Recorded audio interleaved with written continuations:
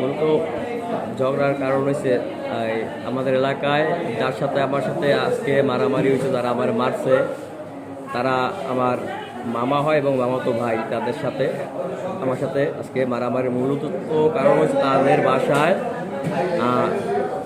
একটা ভাড়াটিয়ে থাকতে, সে ছিল চোর। আমাদের এলাকার বিভিন্ন মানুষের বাসা বাড়ি চুরি করতো। নাম কি? নাম হয়েছে শামীম। তো ওই লোকটার আমি তারে হাতে নাতে ধরার পরে তাকে আমি জিজ্ঞাসাবাদ করছি যে তুমি যে আমাদের এলাকায় এত বছর ধরে থাকো, আসলে তুমি তো উড়িয়ে করতে পারো, তোমার তো কেউ লিডিং দিতে, তোমার লিডিং দেখে এটা বলো। সেটা ভিডিও করা আমার কাছে আছে।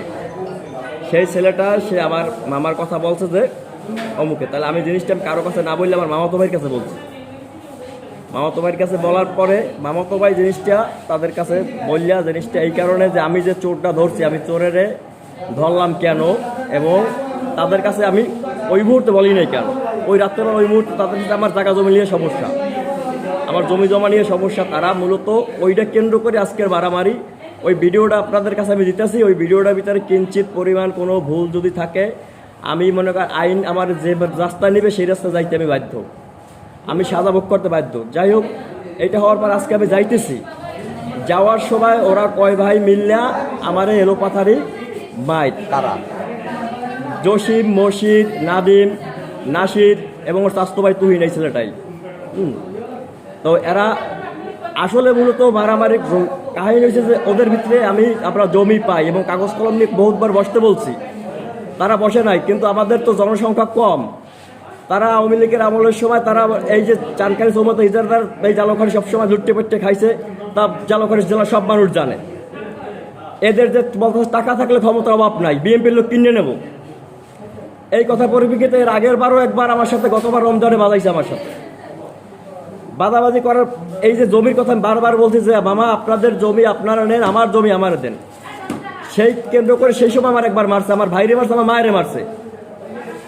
এইবারও এই কাহিনী যে আমি তার ইজ্জত বাঁচাইতে চাইছিলাম যে মামা দেখেন আপনি বারেরটা এই কাম করছে, দেখেন আমি তো তারে বলার জন্য করতে চাইছিলাম তার কাছে, মামা আপনি যে আমার সাথে এরকম করেন আমি তো আপনার ভাই না।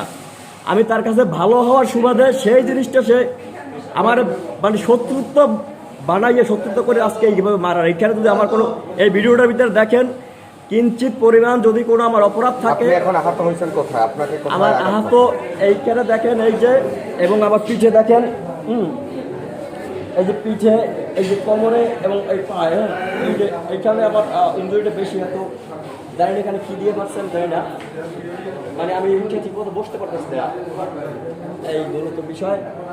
এখন আমি আইনের রাস্তা নিতে চাই, আইন যে রাস্তা চলতে পারবে সেই রাস্তায় আমি চলতে রাজি। তারা বলতেছে আমি তাদের মারছি দোষী কোপাইছি, আমার গাড়ির দিকে তাকাই যে আমার রানিং গাড়ির উপরে বসা অবস্থা আমার মারছে, আমার গাড়ির ভাই। আমি যদি তারা মারতে যাইতাম তাহলে আমার গাড়ি স্টার্ট করে আমি তারা মারামারি করতাম।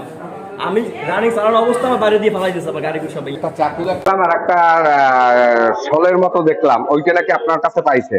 এই জিনিসটা যদি আমার কাছে পাইয়ে থাকে, আমি সরকারের কাছে আবেদন জানাই মানুষের হয়তো হয়রানি করা এবং মনে করেন আমার জায়গা জমি লুটপাট করে খাওয়ার জন্য আমার মারছে এবং অপমানও দিতেছে।